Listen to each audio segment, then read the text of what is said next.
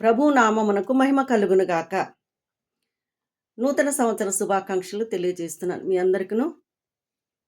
చూడండి, ఒక వ్యక్తి, ఒక విశ్వాసి లేదా దేవుని పిల్లలు ఎవరైనా పరిశుద్ధాత్మను పొందుకొని దేవుని కొరకు నిలబడాలి. పరిశుద్ధాత్మను పొందుకున్న వ్యక్తులు ఏం చేయాలి? మొట్టమొదటిగా సువార్త ప్రకటించాలి. అంటే సువార్త అంటే మంచి వార్త, శుభవార్త, అంటే యేసును గురించిన మరి వార్త ప్రతి ఒక్కరికి కూడా మనం తెలియని ప్రజలకి తెలియచేయాలి. రెండవదిగా చూసినట్టయితే కనుక పరిశుద్ధాత్మను పొందుకున్న వ్యక్తి విశ్వాసును బలపరచాలి. విశ్వాసే పేరుకు మాత్రం, కానీ వారి బాధల్లో, శ్రమల్లో, నిందలు, అవమానాలు వారిని ఏం చేయాలంట?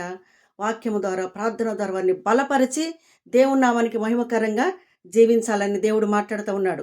ఈ మాటలు మీకును మీ కుటుంబానికి దీవెనకరంగా మలచబడను గాక. ఆమేన్.